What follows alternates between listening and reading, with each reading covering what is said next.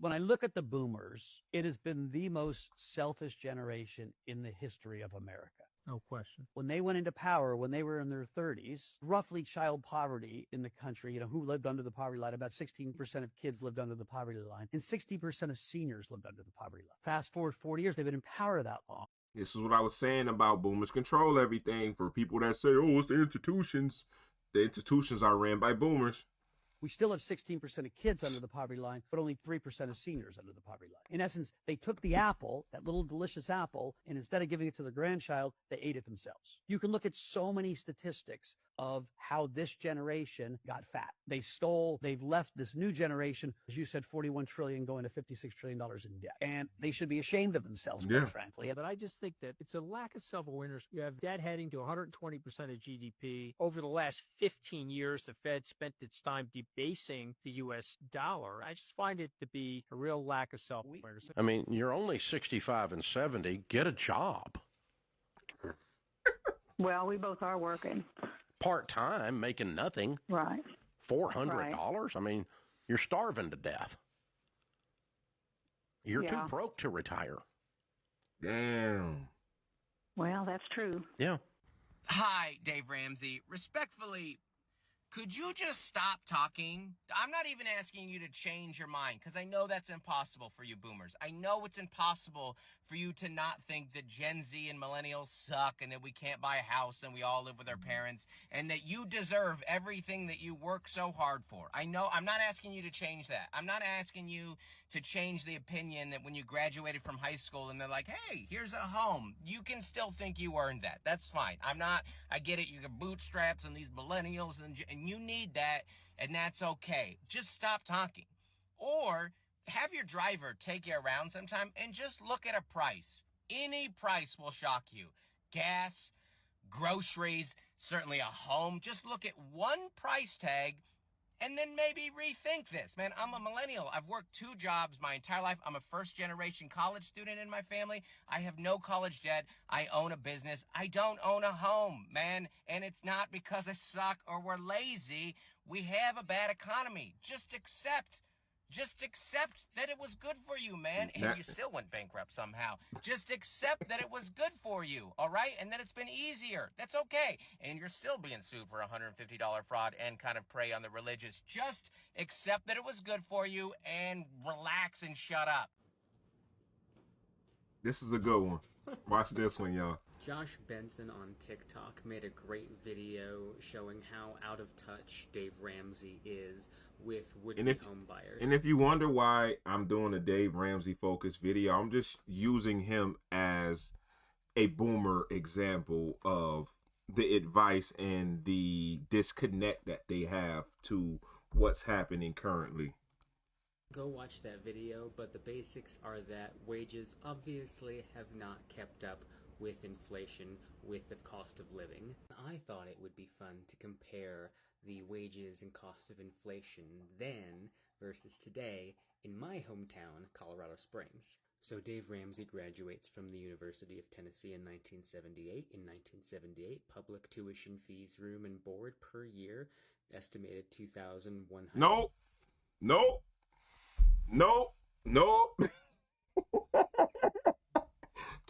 Never mind. Nope. $50. Price of college today at UCCS, in-state 2024 undergraduate tuition fee, and then room and board and personal expenses is $28,229.50 per year. So public tuition has increased by 1,213% since 1978. Dave Ramsey bought his first home in 1986. The median household income then was $65,540. The median household income today is $89,930. So income has increased by 37.2% since 1986. Meanwhile, in 1986, the median home price in Colorado Springs specifically was Colorado Springs is expensive. Just for reference, he's talking about like a very here kind of place. It's obviously not where I'm from, so their houses are going to cost more. $6,893. Median home price in Colorado Springs today is $528,703. Bruh. Nah, son. So the cost of a home has increased by 587.5%. But how is it people, boomers, can still fathom to say they had it harder when the numbers are there, the data is there, everything is there. It's there. Insert your own income and you could be doing a lot better. That's great.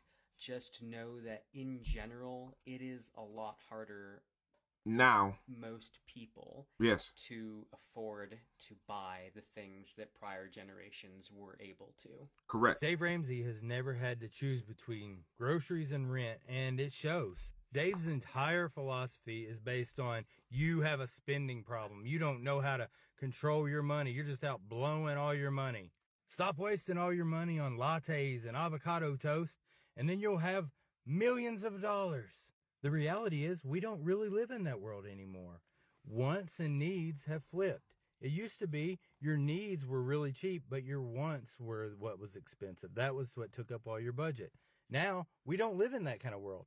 Now your big expenses are your health care, your rent, Yes, your gas for your car, yes, buying a car, all of those things that are needs like that you have to have in order to get to work and have a quality of life. yes. Your groceries are expensive. Those are what takes up all of your budget. So if you're a person that makes $10 an hour, you make $1,600 a month, and the cheapest apartment is $1,200. It's not because Hooked. you're looking for an extravagant apartment and you need to lower your standards. There are no standards to be lowered. You're at the bottom. You're buying the bottom apartment. And in a best case scenario, you're going to spend all $1,600 on your needs for that month. And I say best case scenario because if you're just moving into an apartment, you're going to need first and last month's rent. Yep. Then you're going to have to pay to get your utilities connected. Yep. You're going to need some kind of furnishings in the house.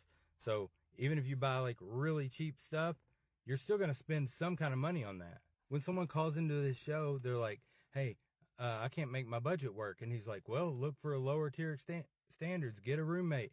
But he doesn't realize that some people are starting from literally Zero. Right. And Maslow figured it out when he made his hierarchy of needs. You've got to hit your food, your shelter, and all that before you worry about saving and paying off debt. You're trying to survive.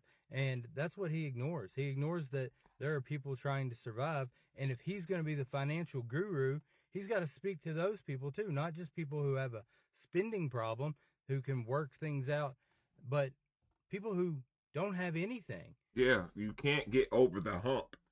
If you have no way of getting over the hump, we are all in survival. They don't get it. Their rent was around $300 a month. Bro. The budget he's teaching assumes that there's something left over to budget. Mm-mm. I don't want to pick on anyone in particular, so I'm not going to respond directly to any of the comments, but there is always a boomer in my comment section talking about, yeah, well, we had it so hard. I'm sure some of you did. Right. But if you're going to sit here in good faith and pretend that today, the current people entering the economic system do not have it exponentially harder than you could ever comprehend. Right. Look at those numbers. Look, that is the price of a car in 1985, 95, and 2025, a home in the same years, and in-state college tuition. And just to be clear, this is used cars. This is used car price, bro. This is used car price right now. Not brand new like they, you know. In the same years. By comparison, right, by how much more an annual minimum wage job would pay you. Look at those differences and shut the fuck up. You don't know what you're talking about, or you just want to lie and pretend that you didn't squander the greatest fucking opportunity in this country that ever fucking existed. Right. It's not avocado toast. It's not because they're going to Starbucks. It takes $110,000 a year job to qualify for a median income home in this country. These are all median prices, not the expensives. It's more than twice as much to go to college. It's almost 3 times more by volume to buy a home than you got to buy a home for in 1995. That's all we saying, bro. So please stop coming into my comments with your bullshit, disconnected from reality bad takes about how hard you had it. Sure, yeah, some of you might not have had it all that great, but I am not talking about one person, you dummies. I am talking about the ecosystem as a whole. And the ecosystem as a whole, by every measure, you had it so much better than the generations that came after you. So please just stop, because to anybody that has any comprehension of statistics and data, or even just opening their eyes and looking at reality, you sound like idiots. Yep. Boomers, you were not more financially disciplined and you did not make more sacrifices than millennials and Gen Zs. In 1975, if you came home from a long day's work and your kids were crying and wanted food, you mean to tell me if DoorDash existed, you wouldn't use it sometimes? Of course you would have. You would have had the internet, you would have had cell phones, you would have had iPads, you would have had Netflix, you would have had Disney Plus. So it doesn't make you disciplined just because these things didn't exist. That'd be like people back in the 1920s, 30s, and 40s when Americans were much thinner saying, well, we were disciplined. No, you weren't. All the food was healthy. It wasn't processed, and there wasn't a McDonald's on every corner tempting you. The temptation's all over the place. So we actually have to be more disciplined. And then when it comes to the sacrifice, you worked 40, 50 hours. We're working 40, 50 hours. You worked overtime. We're 60 plus with side hustles. Overtime or a side hustle. A lot of you had one person working, supporting a family of 2 or 3 in a house that you owned by while 29. the others stayed home. In 2026 to buy a home now is 40. We have to wait 22 years after graduating high school to get a house. Talk about delayed gratification and making sacrifices. Today, daycare is so expensive that there are dual income parents where one is quitting because it's cheaper to stay home than to pay for daycare. Not to mention the college loan cost. It's $200, $300, $400, $600, $700 a month. We're all making sacrifices here. This is one of the biggest misconceptions that millennials are facing today, that we're not willing to make sacrifices in order to be homeowners, or we're too good for fixer-uppers, or we want something too fancy, but that is not true at all, especially in 2023. If you show a millennial couple a home built in 1992 with nasty wallpaper, stained carpets, no stove, and no air conditioning, they would hop on that in a second and have a TV tray and a blow-up mattress and take that home. But, hold on. On top of that, right? Yes, we would take that, right? But the issue that also, you know, my family ran into when buying our first home, literally within the last 9 months, was the FHA. Yes, we'll take it, but the FHA won't. They oh, well, you have paint peeling on this gutter right here, so they're going to decline you and kick you out of that sale. So that's the other aspect of it, right? Who's in charge of the FHA? Okay, boomers. Bro, you can't make this shit up.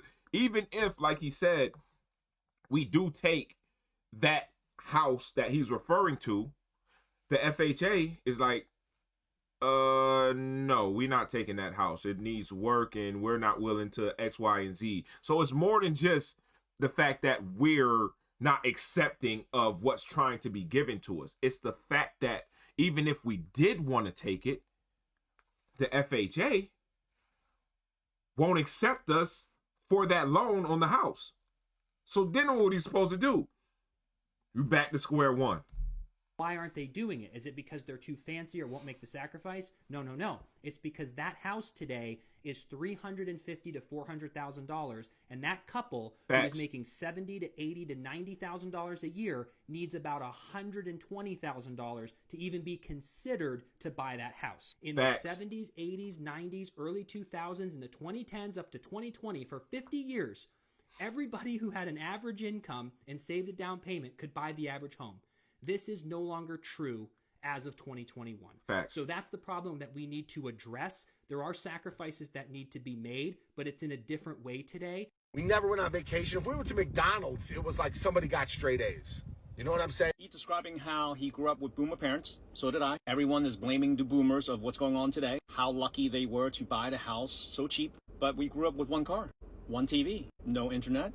Because you had to. That's what it was in those times. I specifically put this clip at the end of the video. Cell phones, most likely 2 phones with 1 landline. You are rich if you have computers and or the encyclopedia. Home cooked meal every night. We rode our bikes everywhere we go. I live in Baltimore. When we went to King's Dominion or Busch Gardens, it was a 1-day trip. 3 hours driving there, spend the day there, drive back 3 hours. We didn't spend money on hotels. Bought the cheapest clothes, Kmart, Caldor, Montgomery Ward, hand-me-down clothes. We can go on vacation, like he said, for 10 years. My family and I moved to the States in the 80s. I worked at my parents' establishment when I was 10 years old, until I went to college. The point is, it's not as easy as everyone thinks it is. Every generation made sacrifices. Besides your house, everything was paying cash. If you don't have the money, you don't spend it. You willing to live like that to buy a house? First off, the fact that, and this is what we're talking about with the out of touch shit, right? Welcome to the channel, everybody. Hit the hype button for your guy. Number one. So did I. Everyone is blaming the boomers of what's going on today. How lucky they were to buy the house so cheap. But we grew up with one car, one TV. Because that's what it was required back then to sustain. Of course you didn't have to have two vehicles. Of course you didn't. Your mother probably stayed home while your father worked, or vice versa. There are some other situations where the father stayed home, but the vast majority of the time, the father went out and worked 55 hours a week. The mother stayed home to tend to the kids and the house. No internet, no cell phones. Oh yeah, you didn't have no internet and cell phone because it wasn't around. In jobs, right? Information wasn't required how it is on demand today. Most of these employers require you to have, especially if people are working from home. You know, a lot of the pandemic stuff kind of opened the gates for that, which I think is great. I think more of these employers should allow people to be able to work from home if they're getting the job done. Why not allow them to work from home, to allow them, you know, you may have that one girl who has a child, but she can't afford to pay for daycare, but she's qualified for the job. Pretty much most of these jobs that these entities are requiring are jobs that you just going into the office and sitting on the computer and doing anyway. Why not save on the infrastructure and overhead of whatever that entity is and allow these people to work from home and still be able to be there for their child? They don't want that. The boomers don't accept that in their mindset because they didn't have to do that. So they say, well, you need to go into work. You need to get in your car, drive through traffic. You got to sustain with insurance, gas, and all that other stuff, right? Get to the location to do the same thing that you can do at home. How can people, you know, so when guys like him to say, oh, well, we did such and such and such and such. Yeah, because the technology and the demand wasn't around then.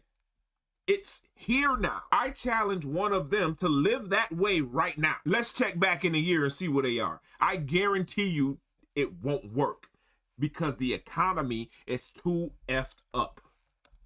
Two phones with one landline. You are rich if you have computers and or the encyclopedia. Home cooked meal every night. We roll our bikes everywhere we go. I live in Baltimore. When we went to King's Dominion or Busch Gardens, it was a one-day trip. 3 hours driving there, spend the day there, drive back 3 hours. We didn't spend money on hotels.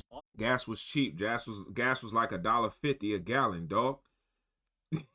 I agree that more people should be walking, should be, you know, from a health standpoint, right?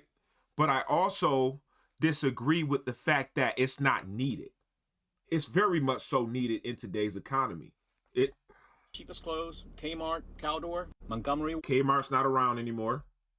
Hand-me-down clothes. We can go on vacation, like he said, for 10 years. My family and I moved to the States in the 80s. I worked at my parents' establishment when I was 10 years old, until I went to college. The point is, it's not as easy as everyone thinks it is. It was easier. When you compare the two, we're not saying that you didn't have challenges or it wasn't difficult. If you're comparing this right here to what you had, it's not even close. This is what we mean by how the boomers are out of touch. Just because that's something that you experienced and you made it happen with what you had does not mean that's the same for what's happening right now. It's not the same. The framework of this video was, you know, it's not necessarily centered around Dave Ramsey. It's just I'm using him as the most extreme example that I can find of out of touchness. And in this clip, he's going off on some boomers, which you know, kind of funny. Making nothing. Right. $400? I mean, you're starving to death. You're too broke to retire. Bro, like I said, I'm using this as the most extreme example. But again, the fact that, you know, and this guy went into it, the next guy went into it with his video about how much tuition, just even the tuition costs for what it costs to get a degree, to go to school back then. I pay more than that in taxes yearly. I pay more than that in taxes. They was able to pay off student loan if they did have student loan debt, right, in a year or two, while keeping that same family, that nuclear family oriented system of the husband going to work, the wife staying home, the kids going to school, been taking care of the mom, full cart of groceries, one car, no cell phone, home phone, cable television, blah, blah, blah, blah, blah. And they was able to make that work because the economy at the time supported that.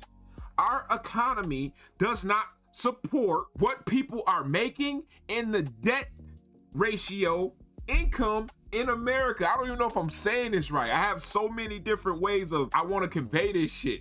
I don't know if the boomers are gaslighting us most of the time when they talk like this.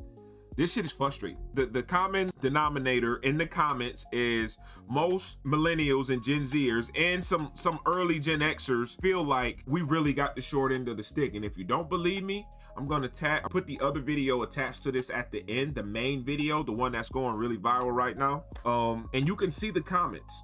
They're right there, okay? I haven't deleted anything except like people being racist, oh weird, you know, just weirdos. But that's the common, you know, denominator in all this is, you know, us millennials are telling them, look, this is X, Y, and Z, and they're not listening. They're still giving us advice that they didn't even use, or advice that worked for them back then. That's not gonna work now. Let me know what y'all think, man. Leave your comments below. I want to hear your stories. I want to hear your experience. Do you guys agree with the video or you disagree? And if so, why or why not?